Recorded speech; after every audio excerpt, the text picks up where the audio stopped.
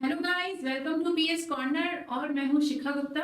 और आज एक इम्पॉर्टेंट टॉपिक लेकर आपके सामने आई हूं जिसे कहते हैं कि हीट बजट, पृथ्वी का ऊष्मा बजट। ये एक ऐसा टॉपिक है जो शायद अक्सर हमको परेशान करता है और कुछ हद तक सभी एग्जाम्स में पूछा जाता है। ठीक है, तो इसको थोड़ा सा समझते हैं, बहुत ही सिंपल है।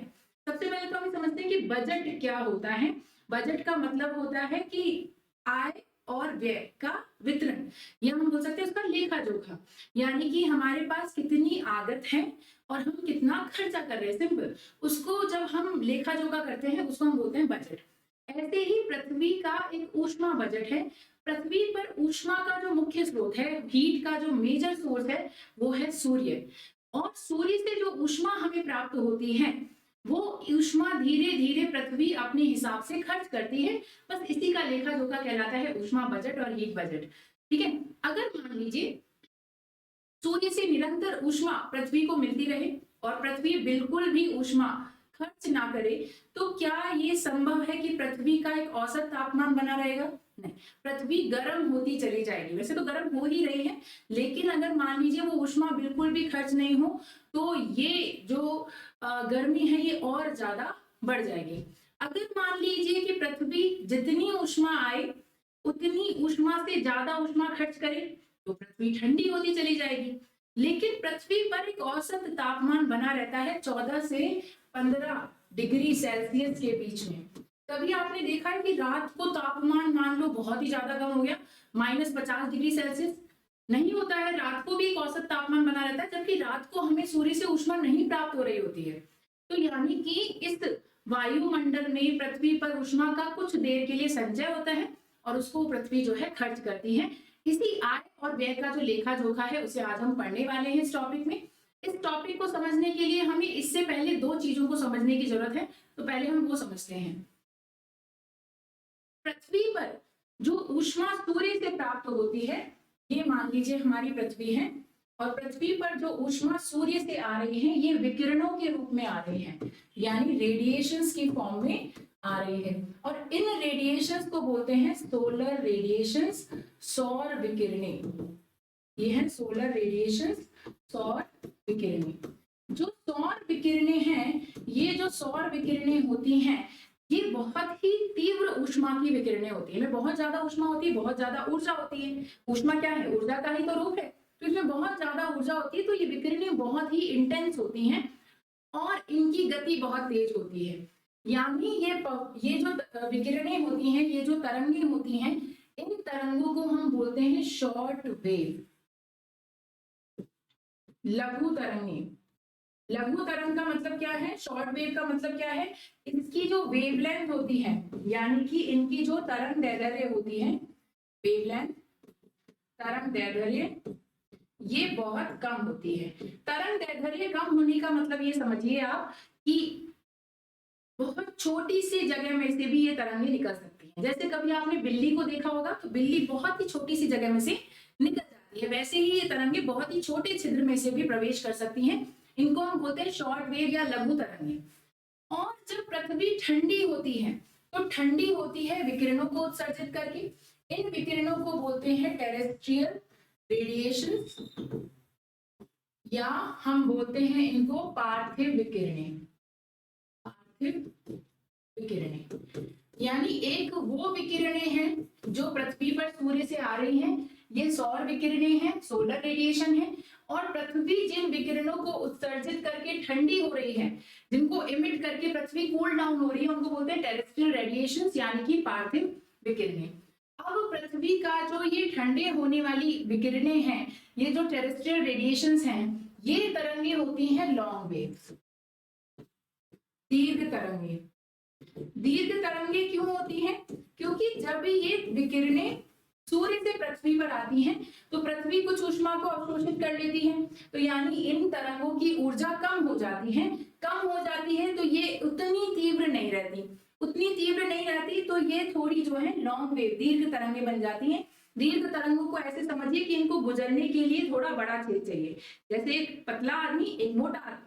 पतले आदमी को छोटी सी जगह चाहिए निकलने के लिए, वो है सोलर रेडिएशन, सौर विकिरणें। पतले आदमी बहुत तेज भी होते हैं, बहुत ज्यादा ऊर्जावान होते हैं, और एक मोटा आदमी वो थोड़ा शिथिल होगा, आलसी होगा, और वो जो है उसको निकलने के लिए बड़ी जगह चाहिए। ये है दीर्घ तरंगे। ठीक है, तो पहला कॉन्सेप्ट तो क्या है, सूर्य से आने वाली विकिरणें क्या है, दीर्घ तरंगे हैं, और जाने वाली तरंगे जो है यह है दीर्घ तरंगे, और आने वाली तरंगे हैं लघु तरंगे। ठीक है, इनको बोलते हैं सौर विकिरणें, ये होती है पार्थिव विकिरणें। पहला कॉन्सेप्ट तो ये, उम्मीद करती हूँ आपको समझ में आ गया होगा। फिर भी कोई डाउट रह जाए तो आपको इस वीडियो के डिस्क्रिप्शन में मेरा फोन नंबर मिलता है, आप मुझे व्हाट्सएप कर सकते हैं। इसके अलावा ये पीडीएफ आपको टेलीग्राम चैनल में मिली जाएगी, और साथ ही साथ अगर कोई डाउट आता है कमेंट सेक्शन में भी छोड़ सकते हैं। ठीक है, अब इसके बाद हम बात करें, और दूसरा कॉन्सेप्ट कौन सा समझना है हमें, उसे बोलते हैं एल्बिडो।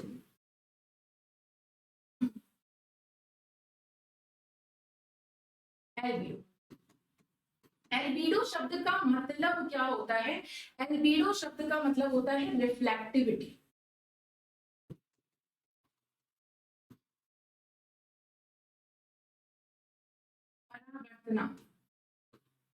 परावर्तनीयता, रिफ्लेक्टिविटी। परावर्तन बचपन में समझा होगा आपने, रिफ्लेक्टेंस। परावर्तन क्या होता है कि जो विकिरणें आती हैं वो किसी माध्यम से टकरा के, जैसे यहाँ से सोलर रेडिएशन आई, यहाँ से टकराई और यहाँ से टकरा के वापस लौट गई, इसे बोलते हैं परावर्तन, रिफ्लेक्ट होना। ठीक है, अगर यही विकिरणें पास होकर अपने मार्ग से विचलित हो जाए, डिफ्लेक्ट हो जाए, तो इसे अपन क्या बोलते हैं, इसे बोलते हैं रिफ्रैक्शन। ये है रिफ्रैक्शन, अपवर्तन, और जिस दिशा से आए उसी दिशा में लौट जाए तो इसे बोलते हैं रिफ्लेक्शन, परावर्तन। ठीक है, तो हम बात कर रहे हैं परावर्तन की, रिफ्लेक्टिविटी की। अब रिफ्लेक्टिविटी का क्या मतलब है हीट बजट के सेंस में, कि पृथ्वी पर बहुत सारी जगह क्या क्या है, पृथ्वी पर बहुत सारी जगह बर्फ है, पृथ्वी पर बहुत सारी जगह बादल छाए रहते हैं, और पृथ्वी के जो वायुमंडल है, एटमॉस्फेयर है, इसमें बहुत सारे डस्ट पार्टिकल यानी धूल के कण भी हैं। और जब सूर्य की किरणें, जो सौर विकिरणें हैं, इनसे टकराती हैं तो टकरा के परावर्तित हो जाती हैं, इसे ही हम बोलते हैं इनका एल्बिडो। सिंपल कॉन्सेप्ट है, इनसे टकराएगी, टकरा के वापस लौट जाएगी, इसे हम बोलते हैं एल्बिडो। जैसे कभी आपने देखा होगा कि कभी कभी जब बारिश के मौसम में बहुत सारे बादल हो जाते हैं, बारिश के मौसम के अलावा भी कभी बहुत सारे बादल हो जाते हैं, तो थोड़ा अंधेरा हो जाता है। अंधेरा क्यों हो जाता है, क्योंकि सूर्य से आने वाली रोशनी रुक जाती है। अब रुकने का क्या मतलब है कि वो उन बादलों से परावर्तित होकर वापस लौट जाती है। ऐसे ही बर्फ करती है, कभी आपने देखा होगा कि लोग किसी बर्फीली जगह पर जा रहे हैं, जैसे लेह लद्दाख जा रहे हैं या किसी और जगह गैंगटॉक जा रहे हैं, तो अक्सर सन ग्लासेस पहन के जाते हैं, काले चश्मे। आजकल तो फैशन का प्रतीक है, लोग इसलिए भी पहनते हैं, लेकिन उसको पहनने की एक और वजह है कि जो बर्फ होती है, ताजा बर्फ, उस ताजा बर्फ का अल्बीडो बहुत ज्यादा होता है, और अगर उससे परावर्तित होकर विकिरणें सीधे आपकी आंखों में चली जाएं तो अंधे भी हो सकते हैं। इसलिए चश्मा जरूर से पहनना चाहिए अगर आप किसी बर्फीली जगह पर जा रहे हो। अगर कहीं जा रहे हो तो मुझे भी ले जाना ना भूलें। ठीक है, तो अगर हम बात करें एल्बिडो की, एल्बिडो का मतलब है सिंपल परावर्तनीयता, रिफ्लेक्टिविटी की, कोई चीज कितना परावर्तन कर रही है। ये दो कॉन्सेप्ट आपको समझ में आ गए। अब हम हीट बजट समझते हैं, जो कि बहुत ही सिंपल है, ज्यादा इसमें कुछ भी नहीं है, बस कुछ डेटा है, फिगर है, वो आपको थोड़ी सी याद करने पड़ेंगे। मान लीजिए हमने पृथ्वी पर सूर्य से 100 इकाई, 100 यूनिट हीट, ऊष्मा प्राप्त हो रही है। भाई हमें कुछ मानना पड़ेगा, परसेंटेज में हम समझते हैं तो हर चीज को 100 मान लेते हैं, वैसे यहाँ पे हम 100 मान रहे हैं कि सूर्य से पृथ्वी को 100 इकाई ऊष्मा प्राप्त हो रही है, यानी पृथ्वी तक आ रही है। अब कुछ ऊष्मा तो अवशोषित होगी, है ना, और कुछ ऊष्मा बिना अवशोषण के ही परावर्तित होगी, रिफ्लेक्ट होगी। समझ गए, अगर बिना अवशोषण के ही परावर्तन होता है उसे ही एल्बिडो कहते हैं, कि अवशोषित ही नहीं हुई, आई, टकराई और लौट गई बिना अवशोषण के। और अगर अवशोषित हो गई मतलब वो ऊष्मा उसमें कुछ ना कुछ काम करेगी, ऊर्जा एक रूप से दूसरे रूप में परिवर्तित होती है। ठीक है, यानी कि ऊर्जा जो है वो कुछ ना कुछ तो गतिविधि उत्पन्न करेगी। अगर बिना गतिविधि उत्पन्न करके वो ऊष्मा टकरा के लौट गई, वो एल्बिडो है। तो इसमें से 100 इकाई में से 35 इकाई ऊष्मा, 35 यूनिट जो ऊष्मा है वो एल्बिडो है। वो पृथ्वी पर बिल्कुल भी अवशोषित नहीं होती, बिना अवशोषण के रिफ्लेक्ट हो जाती है, परावर्तित हो जाती है, यानी ये क्या है, एल्बिडो। पृथ्वी का एल्बिडो कितना है, पृथ्वी का एल्बिडो है 35 इकाई, 35%। ठीक है, अब इस 35% जो जा रहा है वापस, वो कैसे कैसे जा रहा है, तो 3 रूपों में परावर्तित हो रहा है। सबसे ज्यादा पृथ्वी पर एल्बिडो है बादलों का। बादल हालांकि बर्फ से कम, ताजा जो बर्फ होती है उसका एल्बिडो सबसे ज्यादा होता है, लेकिन बर्फ तो हमारे यहाँ कहाँ कहाँ पर है, या तो ध्रुवों पर है, पोल्स पर, या फिर कुछ ग्लेशियर्स वगैरह हैं ऊंचे ऊंचे पहाड़ों पर, बाकी जगह तो बर्फ नहीं है। तो बर्फ पृथ्वी पर बादलों की तुलना में कम क्षेत्र रखती है, तो कम ही उसका एल्बिडो है। बादल अक्सर ज्यादातर क्षेत्र पर रहते हैं, जैसे विषुवत रेखा पर तो हर रोज ही बादल रहते हैं। क्यों? क्योंकि वहां पे हर रोज ही वर्षा होती है, संवहनीय वर्षा होती है, कन्वेक्शनल करंट। किसी और वीडियो में वर्षा के प्रकार भी पढ़ेंगे। तो बादलों के जो एल्बिडो होता है, ये होता है पृथ्वी पर सबसे ज्यादा 27 इकाई, यानी इस 35 में से जो 27 है वो बादल वापस लौट आ रहे हैं, बादल रिफ्लेक्ट कर रहे हैं, परावर्तित कर रहे हैं। फिर हिम यानी बर्फ, या हम बोल सकते हैं आइस कैप्स। जो आइस कैप्स हैं इनकी रिफ्लेक्टिविटी, इनका एल्बिडो है 2, ठीक है, क्योंकि कम क्षेत्र पर है बर्फ। हालांकि ताजा बर्फ का एल्बिडो सबसे ज्यादा होता है, ध्यान रखेंगे, मैंने आपको बताया अंधे तक हो सकते हैं। इसके अलावा कुछ जो वायुमंडल में हमारे धूल के कण हैं, गैसें हैं, और भी चीजें हैं, उनसे टकराकर लौट जाती हैं, तो इसका एल्बिडो है लगभग 6। तो 27 बादलों का, 2 आइस कैप का और 6 वायुमंडल से टकराकर वापस लौट जाता है सीधे कहां पर, अंतरिक्ष में, बिना पृथ्वी पर अवशोषित हुए। बची यूनिट कितनी? 65। ये 65 इकाई वो है जो पृथ्वी पर अवशोषित होती है, पृथ्वी पर कोई ना कोई क्रिया उत्पन्न करती है। अवशोषित कितनी हुई? 65। अब ये 65 कैसे कैसे अवशोषित होती है वो देखते हैं। इस 65 में से जो 64 ऊष्मा है, 14 इकाई ऊष्मा है, ये वायुमंडल द्वारा अवशोषित कर ली जाती है। यानी कि 65 इकाई आई पृथ्वी की ओर, उनमें से 14 इकाई, देखो ये तो बिना अवशोषण के वापस जा रहा है और यहाँ पे अवशोषण हो रहा है, तो 14 इकाई अवशोषित हो गई वायुमंडल में। जैसे ग्रीन हाउस गैसेज हैं, ग्रीन हाउस गैसेज क्या करती हैं? रोक लेती हैं, ऊष्मा को अवशोषित कर लेती है, तभी तो गर्मी बढ़ाती हैं। ऐसे ही मान लो जलवाष्प है, जलवाष्प में अवशोषित हो गई, तो बहुत सारे तरीके से ये हीट जो है वायुमंडल में अवशोषित हो गई, यानी कि पृथ्वी की सतह पर नहीं आ रही है। एक तो जो पृथ्वी की सतह पर आए और एक पृथ्वी के वायुमंडल में अवशोषित हो जाए, तो 14 पृथ्वी की सतह पर नहीं आ रही, सिर्फ वायुमंडल में अवशोषित हो रही है। बची कितनी? 51 इकाई। 51 इकाई, इस 100 इकाई में से वो ऊष्मा है जो पृथ्वी की सतह तक आती है, पेड़ पौधे जीव जंतुओं तक पहुंचती है। और ये 51 इकाई कौन लौट आती है? पृथ्वी वापस लौट आती है अंतरिक्ष में। कैसे लौट आती है ये देखो, 51 में से 17 इकाई जो ऊष्मा है वो सीधे ही पार्थिव विकिरण, अभी अभी हमने पढ़ा था पार्थिव विकिरणों के बारे में कि पृथ्वी विकिरण उत्सर्जित करके ठंडी हो जाती है, तो 17 इकाई सीधे पृथ्वी पार्थिव विकिरण उत्सर्जित करके ठंडी हो रही है। तो 17 इकाई कहां गई? सीधे अंतरिक्ष में, पार्थिव विकिरण।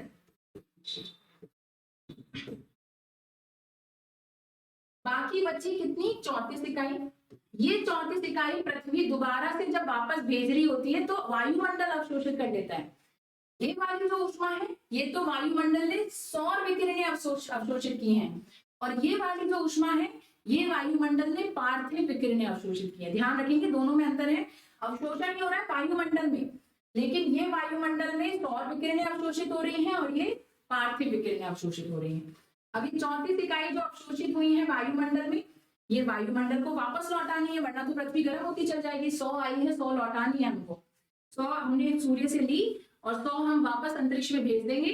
तो कैसे भेजेंगे? तो ये 34 भी लौटानी है वायुमंडल को, तो वायुमंडल कैसे लौटाएगा? 19 जो इकाई है वो चली जाएगी संघनन। संघनन समझते हैं? कंडेंसेशन। कंडेंसेशन मतलब जलवाष्प का जल में परिवर्तित होना, वाटर वेपर का वाटर में कन्वर्सेशन, इसका क्या कहलाता है? संघनन, कंडेंसेशन। 19 इकाई उसमें खर्च हो गई है ना। 9 इकाई संवहन में खर्च हो जाती है, कन्वेक्शन में। जो कन्वेक्शनल करंट होती है कि पृथ्वी पर कोई जगह गर्म हो जाती है बहुत ज्यादा, तो वहां लो प्रेशर निम्न वायुदाब बनता है और पवनी ऊपर की ओर उठती है, उसे हम कन्वेक्शन संवहन कहते हैं। तो 9 इकाई यहाँ से, और बची हुई 6 इकाई वायुमंडल के अन्य माध्यमों से, पवन चल रही है ना, निम्न वायुदाब, उच्च वायुदाब, इन सब गतिविधियों के द्वारा वापस से अंतरिक्ष में ऊष्मा लौट जाती है। तो पूरी 100 इकाई जो पृथ्वी तक आई, पृथ्वी उसको लौटा देती है। एक बार और इसको डायग्राम से समझते हैं तो आपको एकदम क्लियर हो जाएगा। इसका आप चाहें तो स्क्रीनशॉट ले सकते हैं, ठीक है, जल्दी से ले लीजिए। सिर्फ आपको टेलीग्राम चैनल पे मिल जाएगी। चलिए अब एक बार इसको डायग्राम से समझ लेते हैं। फाइनली ये मान लीजिए पृथ्वी की सतह है, ये है पृथ्वी, और ये पृथ्वी के ऊपर क्या है, वायुमंडल। ये है वायुमंडल, ठीक है।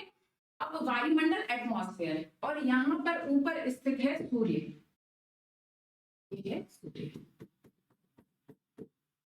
अब पृथ्वी को ये ऊष्मा लौटानी है, कैसे कैसे लौटाएगा।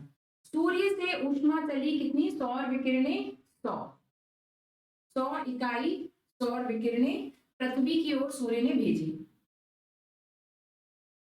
100 यूनिट सौर विकिरणें, सोलर रेडिएशन। अब इस 100 में से क्या हुआ, कुछ तो बादलों ने, मान लो यहाँ पे बादल बने हुए हैं, हम बादल भी बना लेते हैं। चलिए ये बादल बने हुए हैं, बादलों से टकराई और लौट गई, बादल बने हुए हैं। कुछ यहाँ पे मान लो बर्फ बनी हुई है, ये बर्फ है, हिम, और कुछ वायुमंडल के द्वारा। तो यानी यहाँ पे आई सौर विकिरणें, बादलों से टकराई, लौट गई, कितनी थी, 27 इकाई। कुछ सौर विकिरणें आ रही हैं, बर्फ से टकराई और लौट गई, कितनी थी, 2 इकाई, ये है बर्फ। कुछ हमारे पास आई और वायुमंडल से टकराई और वायुमंडल से लौट गई, ये कितनी है, 6। बिना अवशोषित हुए लौट गई, इनका टोटल कितना हुआ, 27 + 2 + 6 कितना, 35 इकाई। 35 इकाई बिना अवशोषित हुए वापस से क्या हो रहा है, लौट के जा रही है, ठीक है। आगे हम बात करें, ये आपको थोड़ा सा दिख नहीं रहा है तो इसको थोड़ा नीचे लिख देती हूँ। 27 बादलों की, 2 बर्फ की और 6 इसकी वायुमंडल की, टोटल 35 इकाई। 35 इकाई बिना टकराए वापस लौट गई। अब हम बात कर रहे हैं जो पृथ्वी की ओर आ रही है, तो पृथ्वी की ओर आ रही है 65 इकाई बची। 65 इकाई कैसे आ रही है, आई पृथ्वी पर और उसे किसने अवशोषित कर लिया, उसे अवशोषित कर लिया वायुमंडल ने। वायुमंडल ने इसका अवशोषण कर लिया।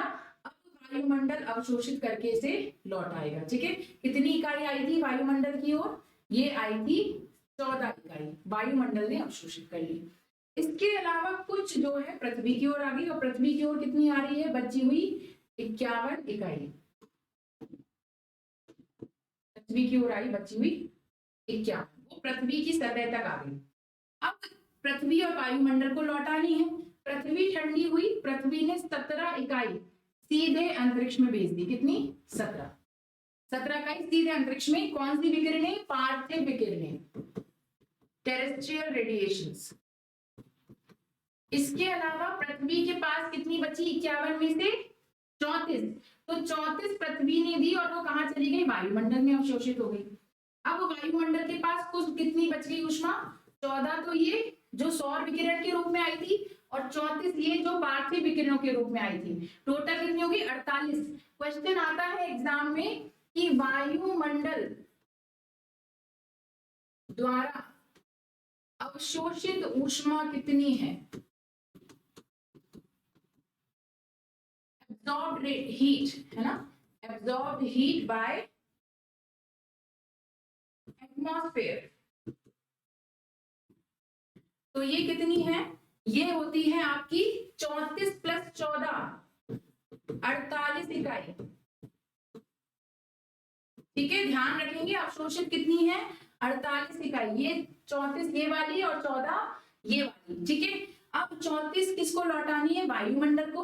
तो वायुमंडल कैसे लौटाएगा 34 को, ये 14 तो यहां से लौटा दी वापस से, है ना, और ये 34 3 रूपों में लौटाएगा, संघनन, संवहन और विकिरण बोल लीजिए, चाहे वायुमंडल की अन्य क्रियाएं बोल लीजिए। संघनन यानी कि कंडेंसेशन, कंडेंसेशन से कितनी गई, यहां से गई है 19 यूनिट जो है। इसके बाद है संवहन यानी कि कन्वेक्शन, कन्वेक्शन से कितनी गई है, 9 यूनिट। और बची हुई विकिरण या वायुमंडल की अन्य गतिविधियां, रेडिएशन बोल लीजिए चाहे वायुमंडल की अन्य गतिविधियां बोल लीजिए, इनसे बची हुई 6 इकाई। टोटल ये कितनी हो गई, 100। काउंट कर लीजिए, सूर्य से देखो कितनी आ रही है, सूर्य से आ रही है, बादलों वाली 27, बर्फ वाली 2 और वायुमंडल वाली 6, कुल 35 इकाई। इसके बाद पृथ्वी वाली 51 और वायुमंडल वाली 14, इन सबको जोड़ेंगे कुल कितना हो जाएगा 100। अब जो जा रही है वापस वो देखो, ये 35 तो जा रही है, हमको जाते हुए दिख रही है 35, पहले हमने देख लिया एल्बिडो है। इसके बाद 14 ये हो गई, 35 और 14 49, और 49 और ये कितनी हो गई 17, 49 और 17 कितनी हो गई 76, 76 और ये सॉरी 66, 66 और 34 100। तो यानी पृथ्वी ने 100 इकाई ऊष्मा ली तो 100 इकाई लौटा दी। इसका भी आप जो है स्क्रीनशॉट ले सकते हैं, ये पीडीएफ टेलीग्राम चैनल पे मैं अपलोड कर दूंगी। उम्मीद करती हूँ ये छोटा सा जो टॉपिक है वो आपको समझ में आ गया होगा। यहाँ से क्वेश्चन इसी तरीके के आते हैं। वायुमंडल द्वारा अवशोषित ऊष्मा कितनी है 48 इकाई। वायुमंडल द्वारा अवशोषित सौर विकिरणें कितनी है 14 इकाई। वायुमंडल द्वारा अवशोषित पार्थिव विकिरणें कितनी है 34 इकाई, है ना। किसका एल्बिडो कितना है, बादल का एल्बिडो कितना है 27, हिम का एल्बिडो कितना है 2, वायुमंडल का एल्बिडो कितना है 6। अगर हम बात करें कि संघनन में कितनी ऊष्मा खर्च हो रही है 19, संवहन में 9, विकिरण में 6। तो इस तरीके से घुमा फिरा के चीजें यही है। अगर कॉन्सेप्ट समझ में आ गया तो दिक्कत कहीं नहीं आएगी, और फिर भी दिक्कत आ जाए तो शिखा मैम आपके साथ है ही। तो शिखा मैम को आपको क्या करना है, कमेंट में क्वेश्चन पूछने हैं, या फिर व्हाट्सएप पे क्वेश्चन पूछने हैं, या फिर आपको टेलीग्राम चैनल पे फॉलो करना है। और अगर क्वेश्चन नहीं भी आए तो भी टेलीग्राम चैनल को फॉलो करना है, इस वीडियो को लाइक करना है और चैनल को सब्सक्राइब कर लेना है अगर अभी तक नहीं किया है, ठीक है। तो और अगली वीडियो में किसी नए टॉपिक के साथ मिलेंगे। अगर आपको किसी पर्टिकुलर टॉपिक में प्रॉब्लम है तो आप मुझे वो भी बता सकते हैं, मैं उस प्रॉब्लम पे सॉल्व करने के लिए एक वीडियो बना दूंगी। Thank you. आज के लिए इतना ही, किसी और लेक्चर में नए टॉपिक के साथ मिलते हैं। Bye bye.